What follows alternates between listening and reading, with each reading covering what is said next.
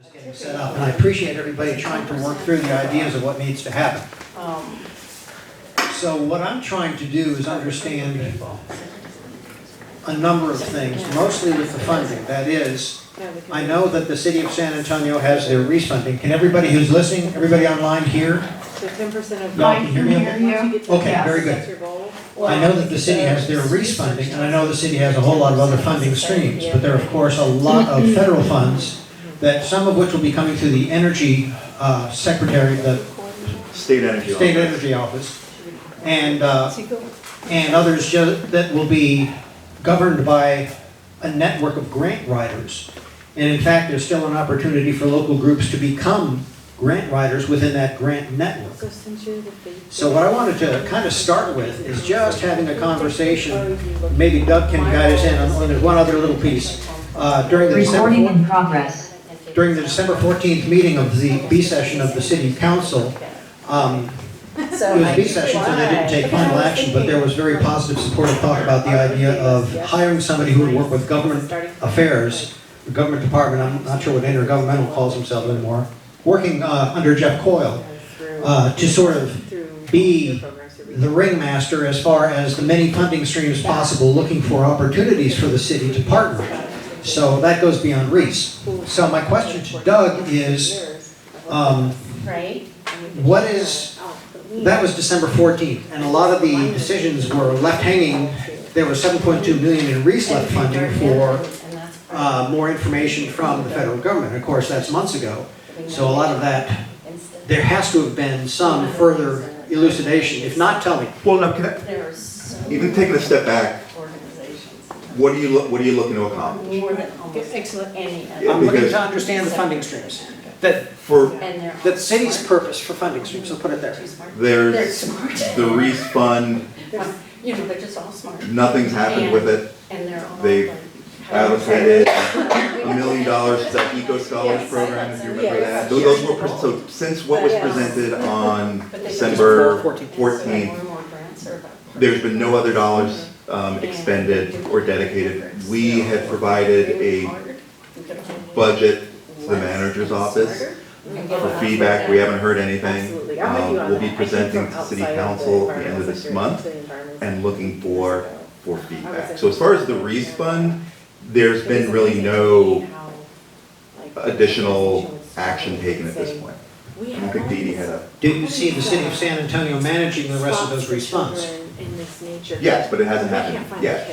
Yeah, they have no idea how to get. I think let's say low-income family. if I could give some feedback, and my question also would be, there's a lot of money out there, right? We have the IRA and the EPA, EJ grants, all of that. And trying to figure out like where that money is, how do we get it here, or get it to the community. I think first we got to figure out, what do you want to do with this money? Like if we were to approach an organization and say, hey, there's all this money you can apply for from the federal government, how would they even know what to do with it? I think we need to put our heads together and say, okay, there's $1 bazillion out there, maybe, We're not having breakouts. and it could go to help weatherize homes or whatever we want it to do, but people need to know why this is important to them, why it's important to their organization, or why it's important to their neighborhoods. Oh, And I think we haven't established it. So what's the best answer to your own question? Yes. What is your best answer to your own question? No, I'm just wondering what everybody wants to use this money for. Like, I'm still not clear on that. This is a work in progress. Just Peter, I agree with that last comment. Are you inviting people to say what we would use money for? I mean, that's the only way we're going to get everybody. That's a start. Go ahead, Peter. Okay, great. So this is Kevin Southland, and one of the first things that I had said when I'm at UAW, I should say, and I'm the campus coordinator of our Laudato Si action plan, and I've been on the Sustainability Advisory Board and was chair of that for a number of years, and was also involved with the city's climate action and adaptation plan. I was on the waste and consumption technical working group. So there are a couple of initiatives that I would love to see money go towards. I also know that Teresa, for example, has been talking about an initiative that she's interested in. So I think we do have initiatives, but I think one of the questions is, how do we link them to the right stakeholders? How do we leverage our own knowledge and our own institutional associations to connect ourselves to that funding? If you'd like, I can summarize a couple of those ideas in just very briefly. And I'm sorry to interrupt, if I could just jump in really quickly, it just pops in my head. I mean, one of the things that I don't want this to become is everybody telling Doug what it is that you want. I think, in my view, the purpose of this group is to really push advocacy. There's common ground, and there's a handful of folks who say, you know what, weatherization. We have to do a better job on weatherization. I think there needs to be a conversation on, well, what's the next step? And it's talking to your council member. It's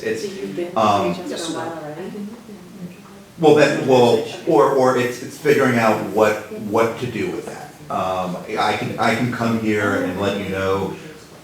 And you guys know the city very well. It's slow, and so it's how problem. Right. But I think it's figuring out where the synergies are between the group, where the dollars are coming, where the federal, and we have all that information we can share. We've been tracking all the federal funding. We can share that with you. But I think it's to Dee Dee's point. Once everyone starts figuring out, okay, here's where the alignments are, here's where the dollars are lining up. And then the big question is then how to mobilize. I just want to make sure that we're thinking about the action part, which I know you're concerned about as well. And that's why I want to give it back to Kevin real quickly, because I think one way to start that conversation and the action that comes out of it is to understand what people think of when they think of use of the funds. And that's not saying that we're going to today make it up, and it's sure as heck not we're not giving a wish list to Doug. This is not how this works. I just wanted to clarify that. No, that's perfect. That's perfect. And anyway,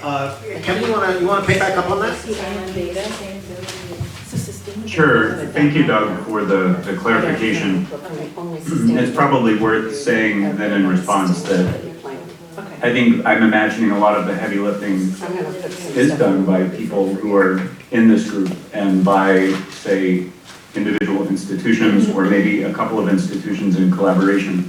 It's not really a matter of, I wonder if the city could do all of the work for us. So I think there is a willingness to work. One of the ideas that I've been exploring with a colleague in environmental science here, John Hooker, is the idea of carbon sequestration. I don't know how many of you take the San Antonio Express News, but in the Sunday edition, Chris Tomlinson had a really good piece about carbon sequestration. Many of the things that he discussed are exactly in line with the kinds of things that we've been exploring. The one major difference is that whereas a lot of the carbon capture they're doing has a sort of industrial angle, the way that we're exploring it is through sourcing ultramafic rocks, which are, essentially mantle rocks that have come to the surface. And unusually, we have deposits of these in South Texas, just a handful of them, but it's extraordinary how powerful these can be in capturing and sequestering carbon. So, I mean, what we would really like to do is to explore ways to link this resource that we have in South Texas to this game-changing technology of carbon sequestration.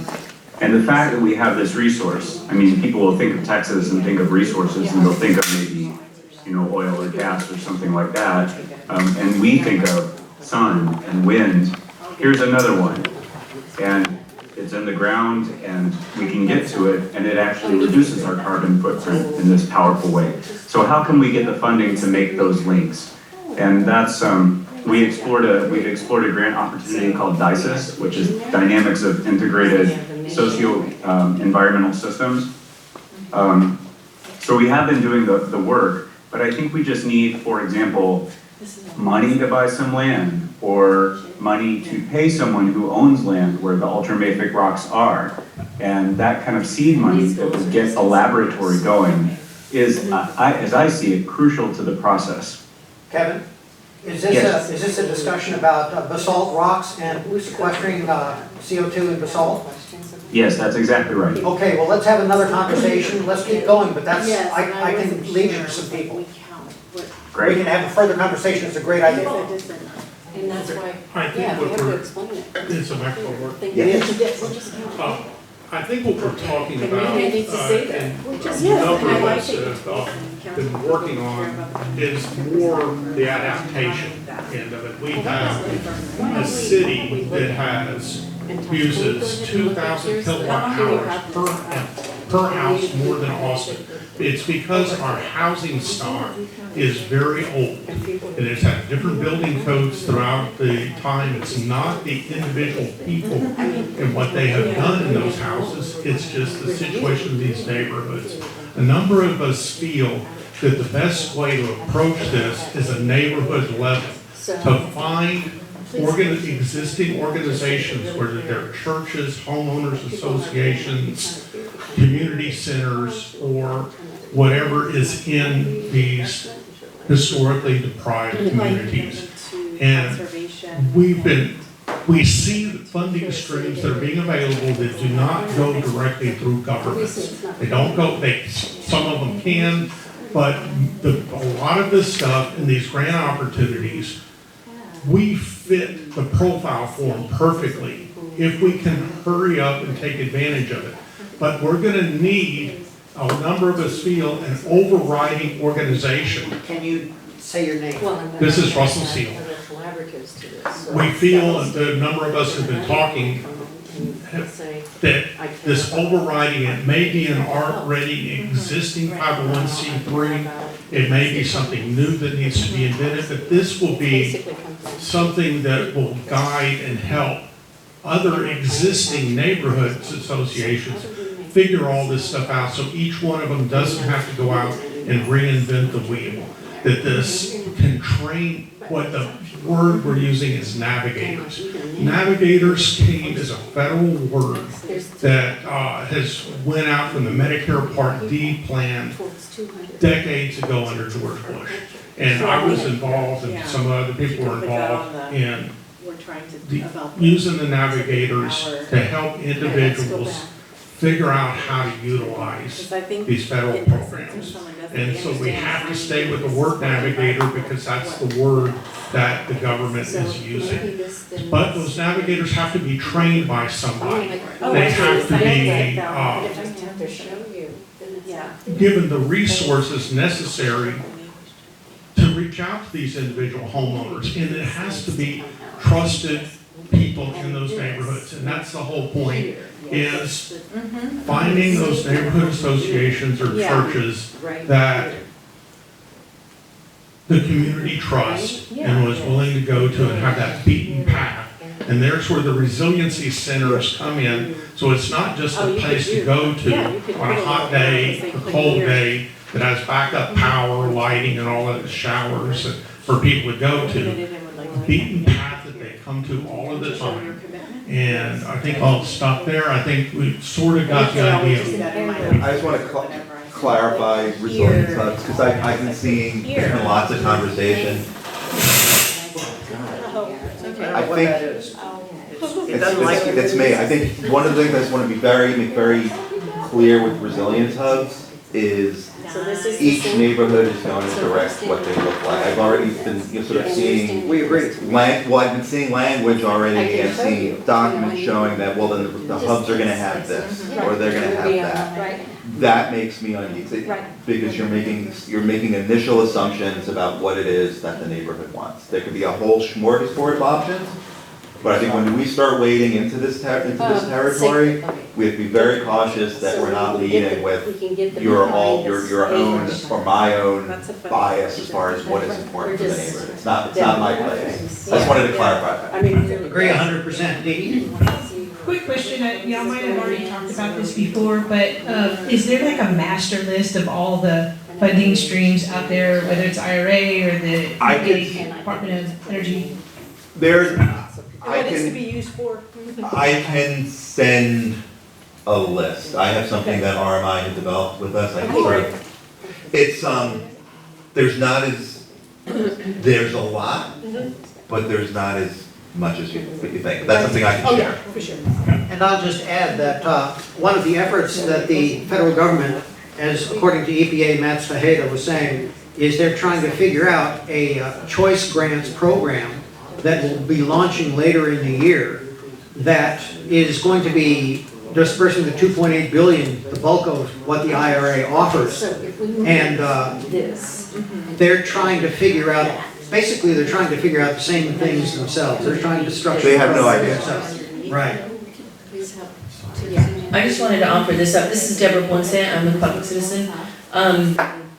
It would be good to have a funding source, a small funding source for testing. Water testing, maybe sand testing, things like that, because a lot of times when we're trying to prove toxic areas, there's no money for any of us to even prove what we're saying or what we know to be true. And there are Saws would have any- funds, yeah, I think it's excellent to talk to local people. Doug is saying maybe SAWS would have, as far as water quality testing. Or the and, river authority. The River San Antonio Yeah, River but if Authority. we had They have a funding- laboratory. If we had funding that was It's for the question city, Where would it live? Well, we'd have to figure. we'd have to figure all of that out, but there needs to be some sort of funding. I mean, even, a science class could go out there and, take out and go sample water, in a creek or something near them and be able to see and learn. It can be used for so many different things, but that testing, it doesn't need to be from, if we have to go to different places, it's not gonna be as usable as if it's one place in the city. And I will say there is, like Doug was saying, there's a smorgasbord of offerings. I would counsel everybody who's thinking in these ways to partner locally. In other words, talk to SAWS about what they know and what they already do. Don't repeat the wheel, or however you say that. But there are lots and lots of ways to find very, very highly localized programs. We put them in the context of universities and research and the whole night. There's lots of opportunities like that. I think I need to make a clarification on these funding streams, and from what I am seeing is there's a lot of stuff that just goes to individual households, to low-income households. And people will have to apply as an individual to get a $4,000 grant because they're under whatever percent of income level is, to rewire their house, put in a new meter loop in their house, as long as they get the wiring for the EV charger. We have, listening to all of these things, electrical problems in people's homes and outages. We've heard over and over at the city meetings, huge problems that individuals in apartments and other folks are having with this. Funds are available. We need to discover those funds that go to individuals. Am I making sense with that, Doug? Absolutely, no, I can. I want Doug to contribute. No, I mean, I think, Those won't necessarily be City of San Antonio programs. Individuals have to apply. I mean, all I can think of during this conversation, and it's really useful, but I feel like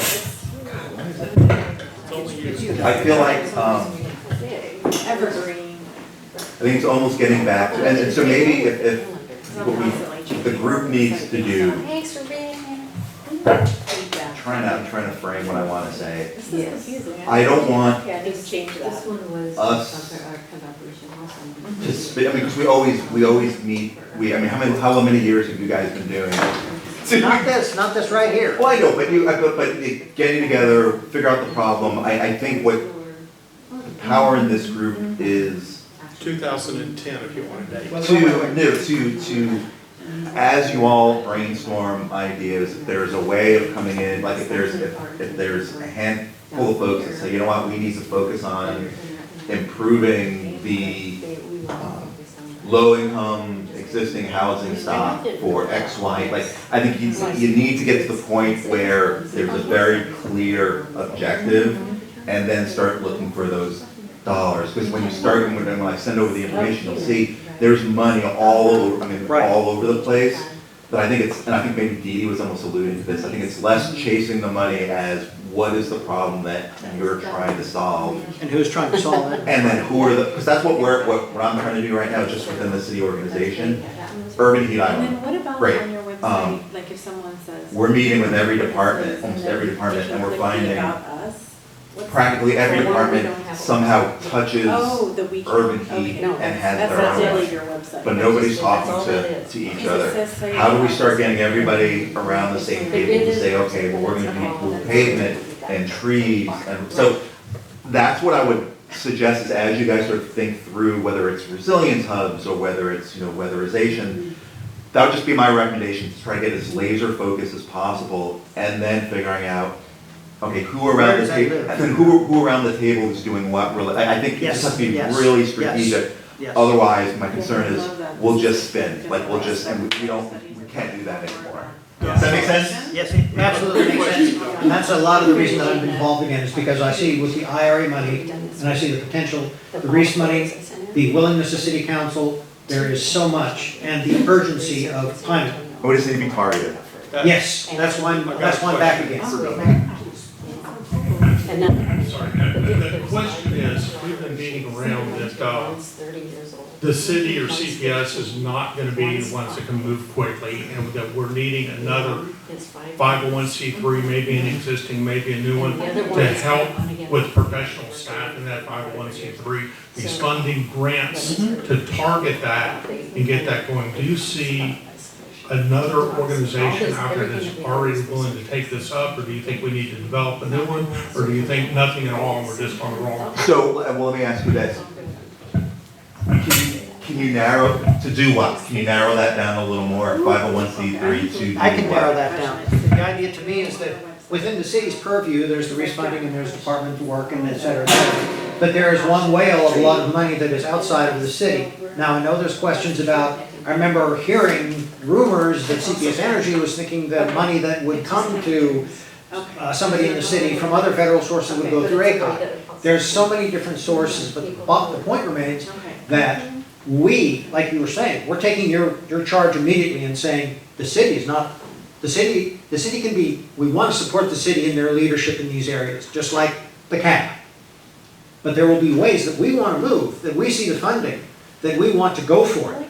So that's why my. Yeah, no, so what I would say is, so in terms of funding, there's, and I think you distributed this around, there's funding around EJ, for, and there was environmental justice, EJ collaboration grants, for nonprofit entities. So, I think it gets down to what's the what.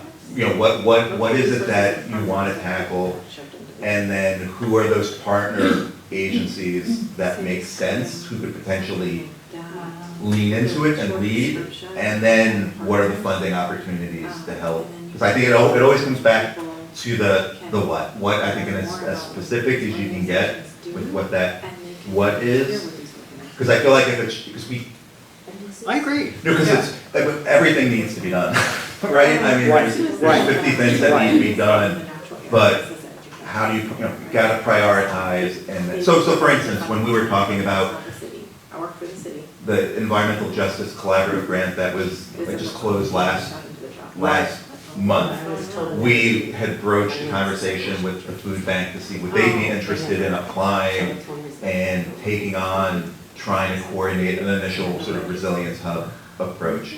They were interested, but there wasn't enough time for them to really understand and lean in, because it's different, right? It's what we were asking them to do was, Not food this isn't distribution just, per se. right, it's not just about food, it's about all this other stuff. I personally think it's a really good fit, and it may take some time to get them there, but I think that's the thought is, what is it that you want to do, and then who are the partners that you need to bring into the table? And then, look, there's 10 funding sources, which one makes sense? We have a next. I agree, and it's also, you were here for the presentation on sacred. Yeah, Right. which is huge. And which also, I haven't done my homework, I haven't sat down with Bill Neely yet and said to him, we have these programs and these ideas, and we know that environment or sustainability is not one of the widgets currently on the sacred site. However, you probably have people in, like you talked about going to the food bank, there might be people in housing, the independent NGOs, there might be independents that could share parts of it, and that would sort of be ideal in a certain way, because that's not asking them to do everything. To be able to, I mean, in terms of priorities, because Kate was sort of showing me, we were looking at the site, that would be huge, to simply have a landing page where anybody who's interested in the broad spectrum of climate and sustainability, to see who's doing what, that would be absolutely unbelievable. So I think that's a great idea too. So I have a really specific question, and I emailed this to both Doug and Peter, and I've had several, the solar. institutions ask me about, yes, funding sources for solar. So what's the response? The only, You're getting, when the microphone gets in front of this guy. the only, That we do it virtually, and we try that. there's, so let me ask you, so And then people for say, just well, general affordable housing, which works. No, this would be for religious institutions. okay, so Anyway. the only things that I'm aware of now is I believe CPS's solar rebate is still available for nonprofits. In terms of federal, I'm not, let me double check that one. I know there's a new program that's going to be rolled out during the summer from the EPA. It's a competition called Solar for All. They're gonna be making about, I'm guessing, I'd be wrong, I might be wrong, but it's about 20 to 25 awards nationally. Probably going to either to nonprofits or other entities to pass the dollars through for solar and battery storage in low-income neighborhoods. We've been talking with, there's a sort of like a statewide discussion amongst municipalities to figure out how to collaborate and what who would be best to go after those dollars in order to pass them through to local governments. But I apologize I didn't get back to you. Let me go back to the office and see if there's anything in particular in terms of tax incentives for churches. I know there are for individuals, but I'm not sure about churches or not. Tax incentives for churches, I love it. Oh, I'm sorry, that's right. Well, no, actually, okay, I take that back. So basically what has changed is, if you remember, tax incentives. If you remember, nonprofits and municipalities could never enter into power purchase agreements because we don't have the tax liability. There's a new provision in the IRA called direct pay, and so it's allowing nonprofits and local governments to actually be able to take advantage of tax incentives. So if there's a church, they could enter into a third-party PPA and basically own the system and get the tax benefits. So to speak. Now, again, it's a great conversation. I want to know if there's something that Peter Onfrey or Diane or anybody else we have especially people we haven't heard from yet. Is there anything anybody else to say? Yes, this is Peter Onofre. Thank you, Peter. Just enjoying the conversation, good feedback, and thank you, Doug, for really emphasizing that point about the resiliency hubs. I personally think that the priority, my perspective, should be in resiliency, energy efficiency, equity for low-income customers and for low-income citizens, those that are the marginalized. And I think creating something very specific, because I do agree that you do have to be very specific and targeted. And developing the hubs, and I wanted to say that I attended that webinar on the collaborative approach to supportive neighborhood-based resiliency and marginalized committees, and wanted to get your feedback on the work that RMI is doing in the cohort And is there anything there that we could start to identify the nonprofits that are developing those resiliency hubs? Because I agree with you, they have to start community up, so we have to be engaged in community. But then of course, we're starting top down with those other collaborative partners that are the city, CPS, Bear County, ACOG. That's a broader collaborative, but it has to be very targeted. So just want to get your feedback on that, on helping us to identify the work that's already going on with the resiliency hubs, and so we can start to identify how that's a component of a good narrative. Yeah, so the cohort that RMI led, really, I mean, there wasn't really anything mind-shattering that we didn't know there. I mean, there's really I don't want to say a stand, the model that has been a best practice, and I think you probably saw their presentation was Baja. She was from Baltimore. She's the one that basically came up with the idea, and so what RMI really worked with cities in Texas on was that model from the Urban Sustainability Directors Network. You know, the idea of resilience hubs in 3 phases. You know, the process in which you engage with stakeholders to sort of flesh out what they look like and how you design them. So, I mean, I think the big thing right now is the next steps. I mean, what Kate and I are doing is we think there's an opportunity to partner with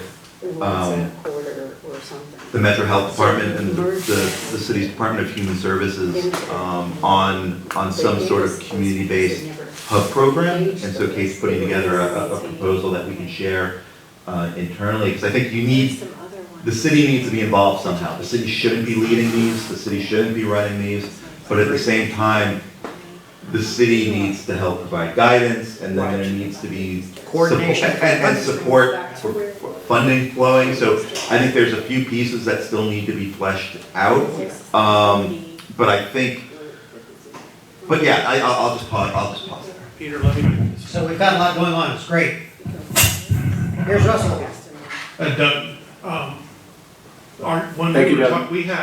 Peter and I had a meeting last week and developed that letter. But when we were talking about our next step and how to make this happen was we have the San Antonio Area Foundation, which I've been through their training back years ago on, and I see that as a very valuable resource. And we're talking, our next step is to go meet with them, ask them these questions that we're asking on describing, because this is what they do. They support all of these nonprofits all around as a gathering center. They're managing the Santigos funds, which has a lot of the same stuff on the grants.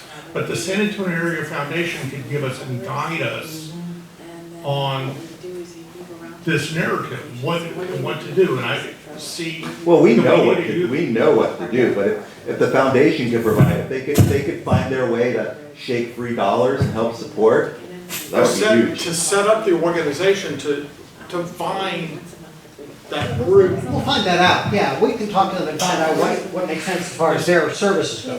Is that something that you think you might want to be involved with, to visit with San Antonio? I don't think at this point. I mean, I think if you guys want to start talking about building, expanding the network and finding interest, I think that's, I don't need to be part of that. But it just scares everybody when you walk around. Yeah, right. Barbara. And then Frank's had his hand up for a while. Yes, I just wanted to say that what I think I'm hearing is that there's money available, but that many times some of the underserved communities are simply not aware of it, and it's a matter of raising some awareness with them, and the question is how to do that best. I think that that's kind of an issue. I've heard things like in the sustainability centers or the food bank or this issue of the navigators, I think they call them.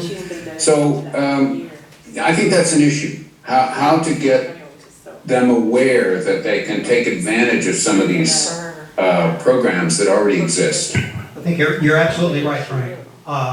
And I would say that there's grant money available to train trainers and there's a grant network that they're trying to establish through the EPA, through the IRA funding. Yes, yes. We can send That is supposed to be basically as if you walk into the room and you say, I want to put solar panels on my house, or I want to put solar panels around the community.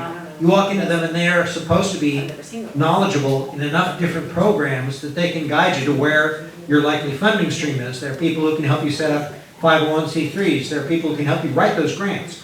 So but you're absolutely right as far as your intent. But I think that's what Dee Dee was saying too, is the idea that, and this is something, I wish I had $1 for every time I've heard the city talk about the difficulty of talking to people, and they've got SA Speak Up for that reason, trying to reach out to the community. It's a mother bear. You've got 1.5 million people in the community and trying to reach all the people that need it. And just to build on that, and I think I mean, I would almost take it a step, I don't know if it's forward or back, but I think that the advocacy is really, we can't underestimate that, and it's even, I think it's not even necessarily advocacy for a specific program, but just in general, right? How can this collaborative and the reach of all these member organizations help capture what folks in the community are concerned about and their needs, and get that up to leadership, because that's because again, it can't just be a small group of people, because that's been the method, right? It's been a very small, tight-knit group of organizations trying to create this change, but if this group can help expand that voice, I think that would be enormous, because then it'll just make things so much easier to shape those dollars free where you need them. I used to live in Austin.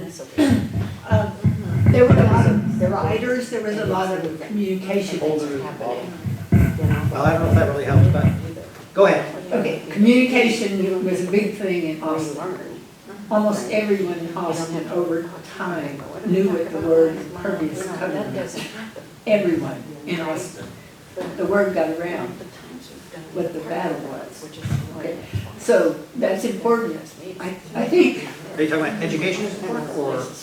No, to get the word out to the public. So what are there enough resources in terms of professors or scientists who know all the different things we can do? If we have federal dollars to go after, we can have bigger money projects. It's kind of comes back to what Doug was saying. You need to focus on what the project particularly is you want, and then find out who can both support that and. Okay. Yes. Well, so here's a perfect example. There's a USDA Forest Service grant that's due. 2 more Mondays left. June or something? It's coming up. It's billions of dollars targeting low-income communities. There could be job training. I mean, it's just nonprofits could go after it. The question is, okay, well, what's the what and the who, right? What are we trying? Well, we want to get where do the trees need to go? Is there a role for the nonprofit? So I think it's figuring out the what, and then matching it to the dollars, and then the who. Exactly. And the thing the challenge that we have is it's overwhelming because there's a lot. Well, that's what I was going to say. I mean, and I think if we could, as a community, get 3 solid projects, I think we can't chase so many different things. We really have to focus on just the I'm sorry. Yeah, no, that's what I was going to say. We need a group to identify the projects, identify the people, and then get the word out. And in terms of neighborhood groups, for instance, my neighborhood association meeting is tonight. I'm going to blab about some of this. Good. That's what I'm going to suggest next week. But my particular neighborhood, I brought it up before, there are several areas around the St. Paul's Community Center So we can invite all these different neighborhoods Great. to come to a meeting, once we've got things defined, and how we have the people to speak. If you can especially identify what is common, what interest they have that is common. So like But if they want a I think community they garden, don't know what's. then if you can brainstorm what to show them to say, Yeah, community garden, solar, but then maybe you have to educate them first. right, well, if you can kind of, I would suggest it's gotta be, it's gotta be everything, you know, in other I mean, words, in my neighborhood, I see 3 or 4 solar panels. well, it might be solar, you might ask them, are you interested in solar? Are you interested in, planting trees? Are you interested in, you know, sun deck over the swimming pool? Whatever you're in, whatever you find is common, you find from them. And you kind of corral that up, and you bring it to us, and we'll talk about it. Well, maybe this communication in writing would help to inform people in the neighborhood through their newsletters or something. We can get there. Yeah. Barbara's talking about the idea of having written communication that would go through HOAs or other neighborhood groups to tell them what it's about.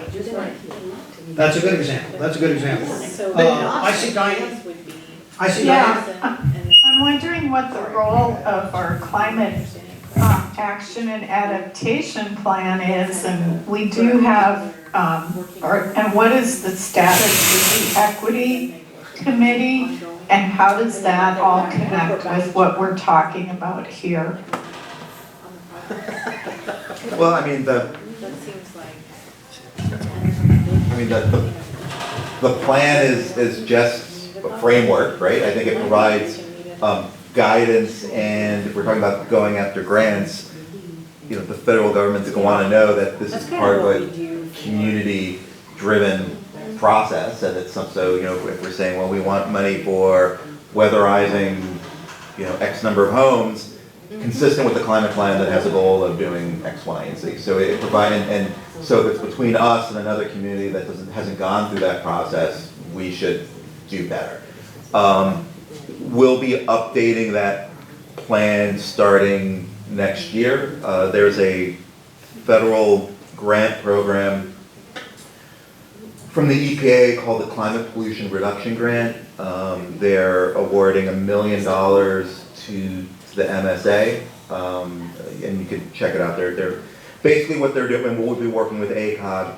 Basically, EPA over the next year or so is going to have about, I forget the numbers, like a $6 to $8 billion competition to implement climate programs, but you need a regional plan first. So we're going to be working with the ACOG, but in the meantime, we're going to, as a part of that process, we're going to update the caps.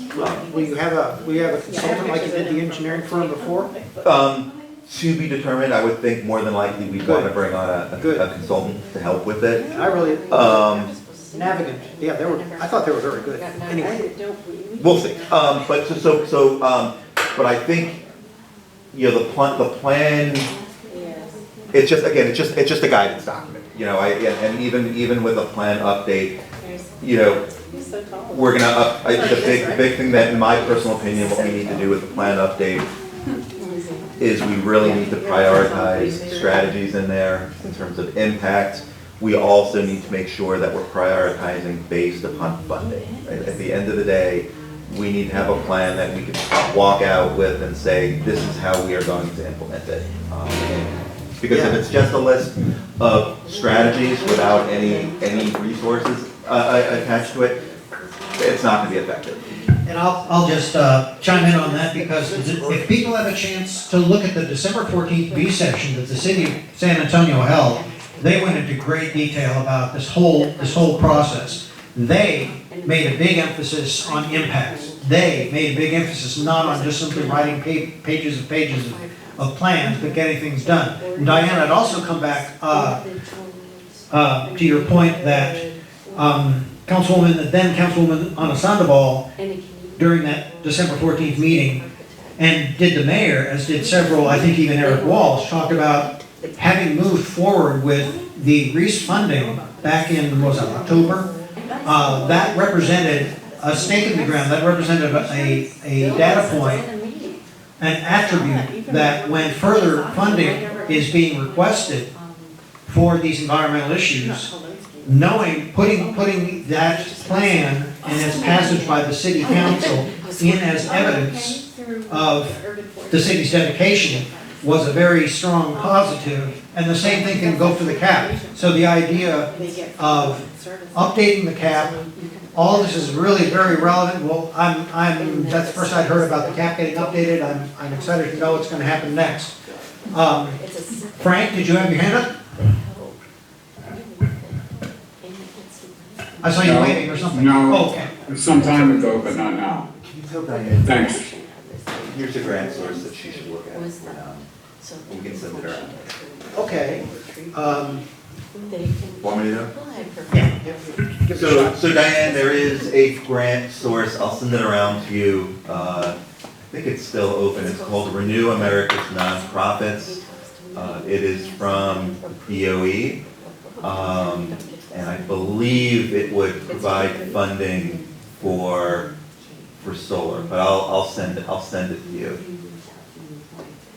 Thank you, Doug.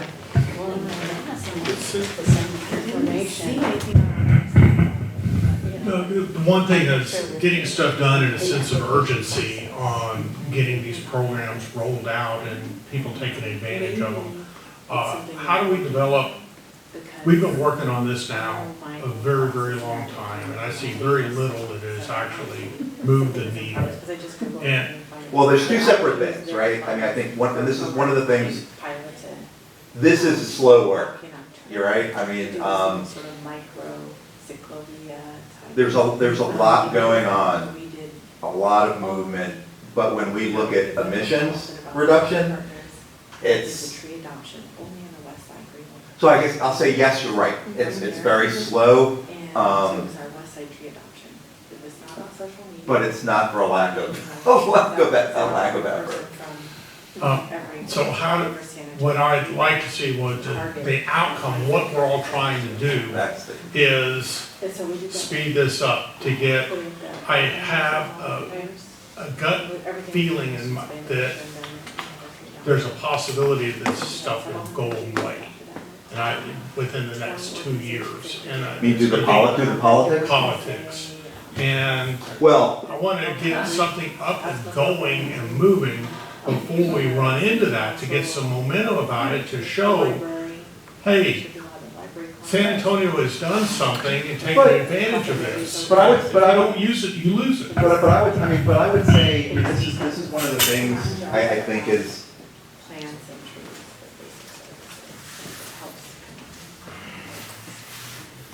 things aren't going from a perspective of mitigation and adaptation. Yes, things aren't going fast enough. But that being said, where CPS is now and the commitments that they have made is better than where we were 2, 3, 4, 5 years ago. I mean, there's still a lot that needs to be done in terms of. When Paul was CPO.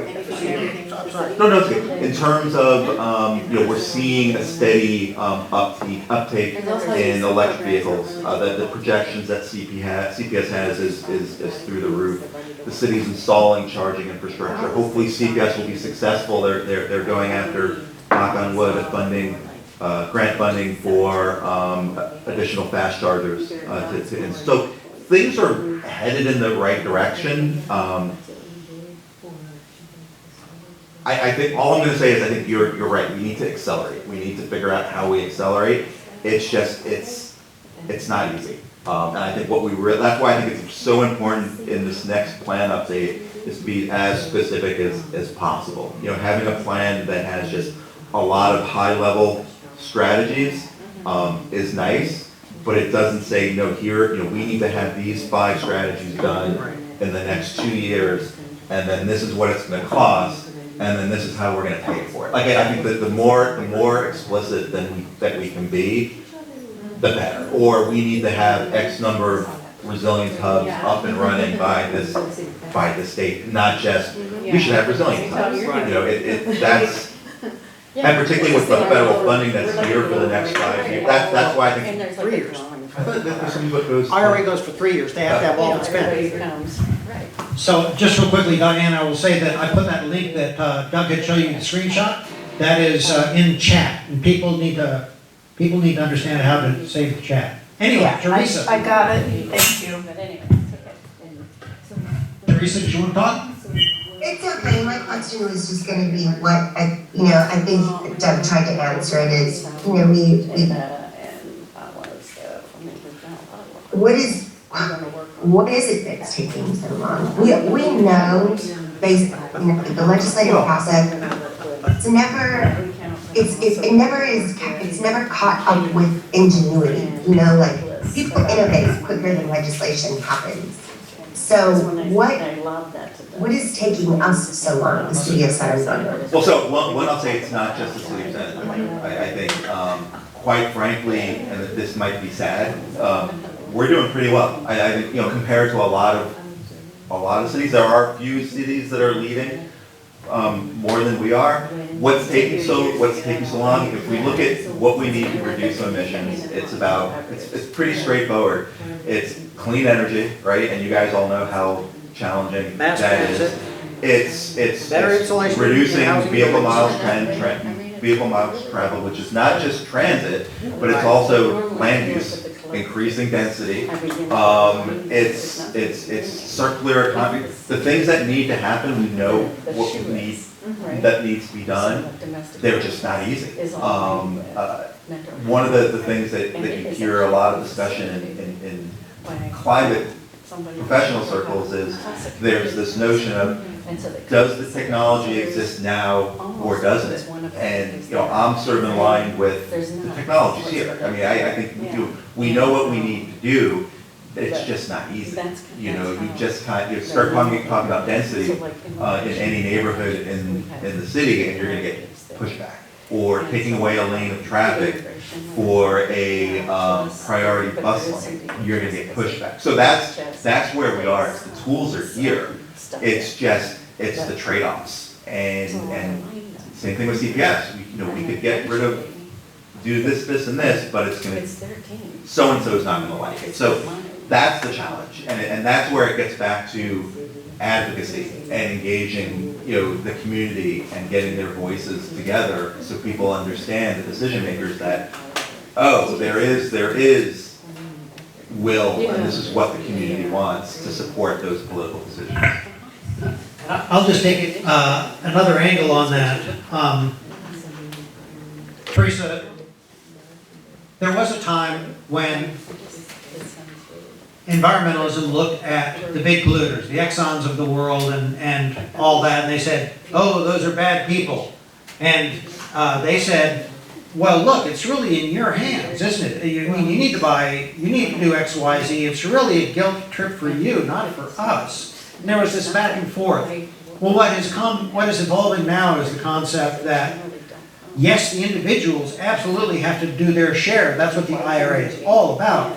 But it's, also true that the big corporations that are polluting need to change their ways. But it's like, why are there drugs coming across the Mexican border? Answer, we buy them. The same thing with all the polluting that's going on in this country and around the world. We're used to it, we're entrenched in it. It's the way we work and the way we are. That's my answer to the question, why does it take so long, is because the change that needs to happen. And when you start to read, perhaps if you read like I do, that are some of the environmental justice questions, and you start looking at the global south, and you start looking at heat around the world and the impacts on third world countries, low-income countries, however you want to say it. It is a truly global problem, and it means that we all need to change on this massive basis. Now, as far as why is it taking so long in the city, I was on the steering committee for the Climate Action Adaptation Plan, and I would say that what we came out with, when we came out with the CAP that had a list of ideas on what we needed to do, first there was the identification of the pollution sources within the region. Then there was the listing of strategies. Have you ever seen those They're really, they get you, you put in your quarter in the box at a circus or something, a sideshow, and you have a little crank that you use to put a grappling hook that hovers over a group of toys that are down in the bin. And you drop the hook, and you watch as the grappling hooks don't really grab the toy and nothing comes up. You come up empty-handed. That's how I think of the cap sometimes, is the idea that we have these great ideas, but we didn't have the right tools, we didn't have the right pieces. It was valuable because it moved us forward. It identified the pollution sources in the region. Now with this cap, and the EPA is being quite a partner for the low-income, underserved communities. They're amazing. So I see a lot of change potential because it's not about guilting anybody. It's about what is in your domain. What can you do? What can you pick up? And that's exactly what this EcoSA group is about. And how can we Is help? we're saying, who are we? And how do we help those individuals? Right, and how can we be a part of the solution altogether? Absolutely right. So it's 1:25, it's about 1:30, I'm not sure. I have the feeling we're a little maybe running out of steam. The people, I see a chat message. What's in the chat?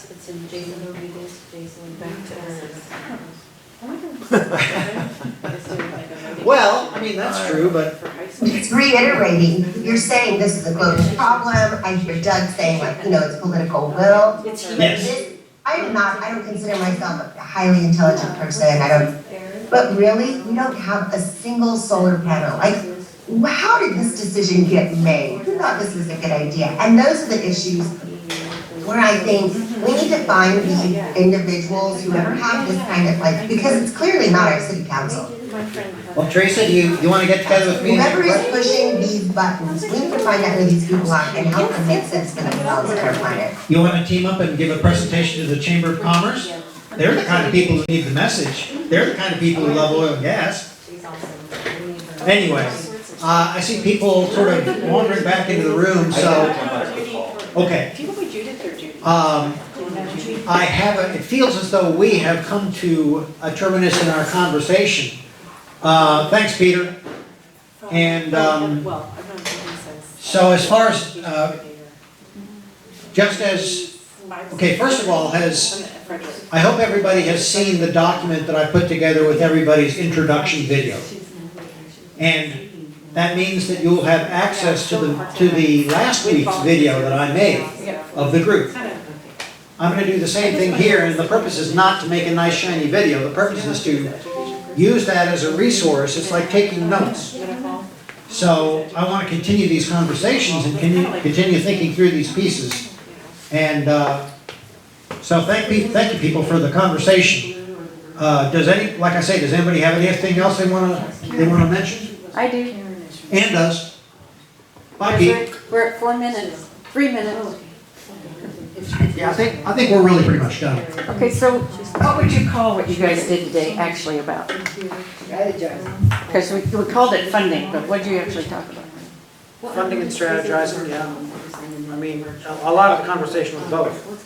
How do we strategize to use the available funding